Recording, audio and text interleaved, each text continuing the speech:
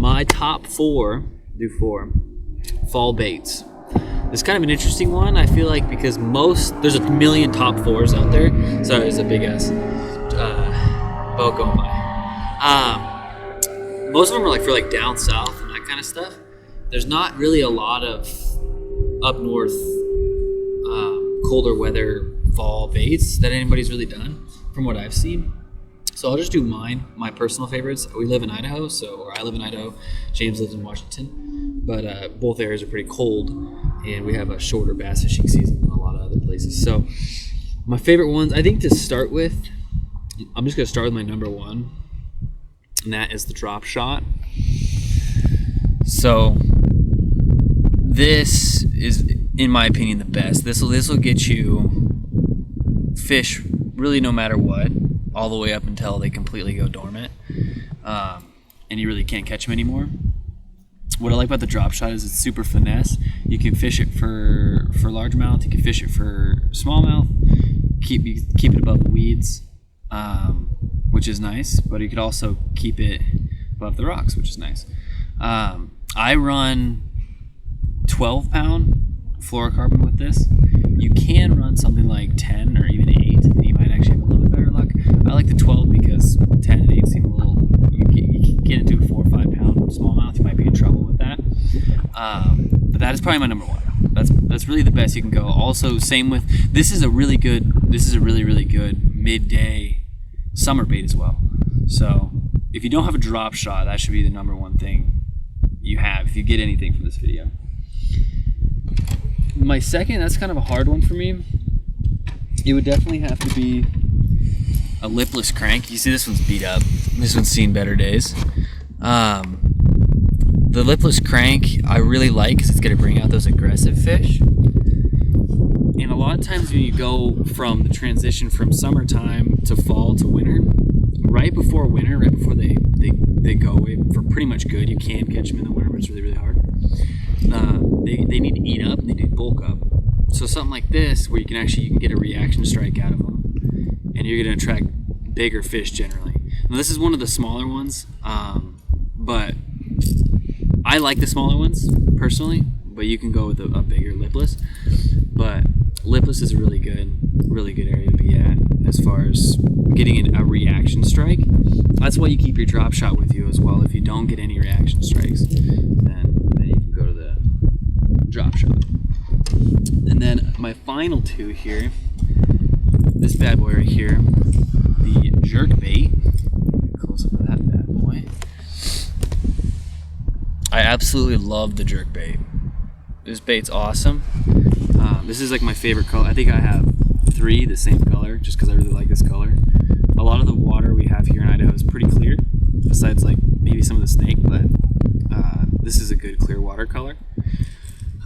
What I like about this bait is it is a reaction strike bait, like a lipless kind of. The lipless generally you rip more than, you don't do too much pausing with the lipless. Lipless is pretty much rip, and hopefully they get aggressive enough to chase it and bite it. Where this bait, you give it 2 good pulls, it has really good swimming motion, and then it just sits there and floats. Or doesn't float, but it sits there wherever it stopped, and it chills out. So it kind of looks like the fish is dying. And what I like about that is fish might not have to be that aggressive. They'll see it move, and they're like, I'm not gonna bite that. And then it'll stop and just sit there for 10 seconds, and then they're like, okay, and they'll come smack it. This is another good one when they're in an interesting phase of the year. I really like this one. This one also attracts a lot bigger bass. Final, it's probably my last one. A Swimbait. These are my favorites. I actually like to run these also with an underspin. So this is where you have a blade down here. But these work really good for, like I said, when they're trying to bulk up. Some bait like this, especially if you're chasing bigger fish, this will attract them. So definitely recommend a Swimbait. And like all my rods for these, like I have them over here, but I would run this on a heavy, probably running. Out here, like there's a lot of we don't have as much thick stuff, so like I'll run 12 a lot of times. But you can run 17 with this. You can run 17 with the jerkbait. And then you could run 17. I'm running 12 with this guy right now, but there's no not a ton of structure out here, so you can kind of fight them.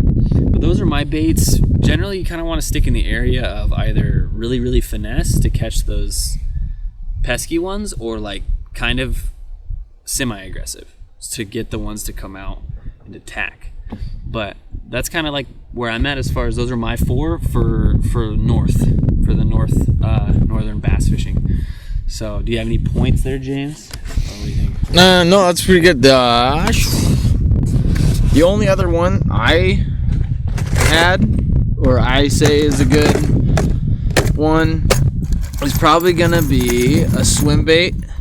Because like Michael was saying with the lipless crank and stuff, they're gonna be pushing your bait fish up, trying to get fat before the winter.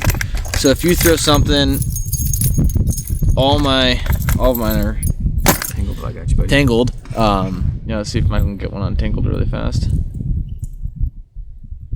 But if you're able to find them,